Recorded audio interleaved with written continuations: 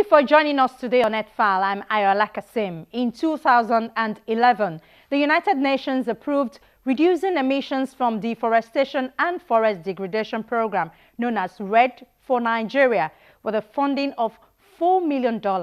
That program ends this year. Now, most states in Nigeria want to be part of the program, but competition is stiff for Nigeria to qualify.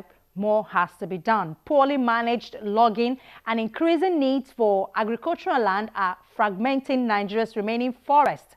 Protected areas are also becoming ever more isolated, with few resources or qualified staff in place to encourage sustainable management. We'll be looking at the various challenges facing forest conservation in Nigeria today on the program. Just stay with us. Climate change is arguably the most significant conservation challenge we face today. Global warming threatens the integrity of marine and terrestrial habitats and interrupts natural cycles such as migration and hibernation. Scientists estimate that as much as 20% of annual global carbon dioxide emissions are caused by the fragmentation and clearing of forests, especially in tropical areas. Healthy forests can store carbon dioxide in vast reserves and prevent it from being released into the atmosphere. Protecting an intact forest keeps its store of carbon from heating the planet. In addition to its environmental value, the sequestration of carbon has an economic value, which allows us to create an even greater incentive for conservation.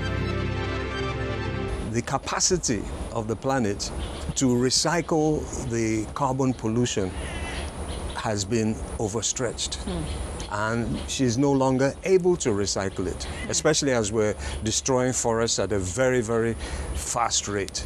So the only thing left is to ensure that we reduce the carbon waste, that we reduce this emission of carbon into the atmosphere. And of course, when we look at where is all the carbon coming from, the vast majority of it is coming from burning fossil fuel. So we have no choice. It is there right in front of us. If we don't do something very dramatically, very soon, we're going to totally compromise the capability of this wonderful planet Earth to give us any type of decent quality of life. And it's not just on the Earth, but it's also in the oceans. Conservationists work across the globe to combat the effect of climate change on wildlife and wild places. Conservationists also work on the ground with communities that depend on natural resources to help them find mutually beneficial solutions to relieve the stress on fragile ecosystems. They work closely with governments and corporations to reduce and offset carbon emissions. Protecting the world's remaining forests from destruction is an important tool for stemming the harmful effect of greenhouse gas emissions. Also, directly or indirectly, we all depend on Earth's resources for our livelihoods and our survival. People around the world fish, farm, log, and hunt for food, shelter, and other necessities for their families and communities. However, these resources are finite. If we harvest and use them in unsustainable ways, the resources we need will eventually run out.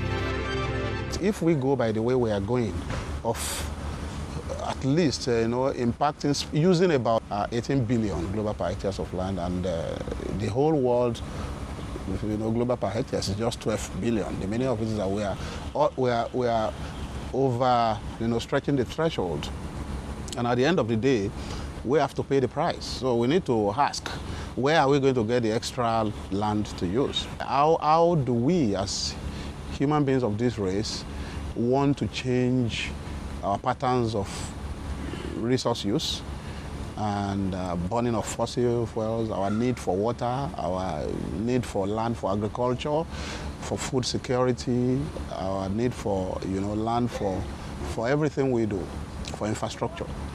The third thing that is important is that the population will continue growing. If it's not, we have to look at that too as an index of, okay, how many of us will continue to be in 2050, and we are still going to be having the same finite land. God has not created more land to add to it, and we've not got the technology to increase in the hectareage of land, and we still continue with this consumption pattern.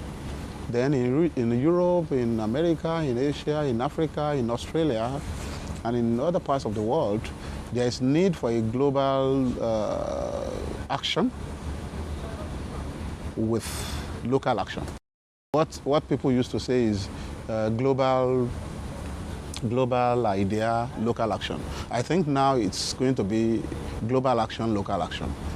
If they are not connected, at the end of the day, if anyone, either in America or Europe, thinks, okay, we can just do the things the way we want, or Africa, it's a price that everyone has to pay.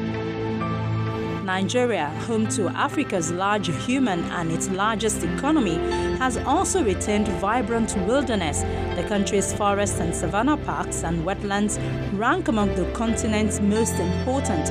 Nigeria's rural populations depend on agriculture for their livelihoods, eking out a living on typically small farms, many of which are expanding into previously remote forested areas. This pronounced expansion in Nigeria is causing habitat fragmentation and inevitable human-wildlife conflicts.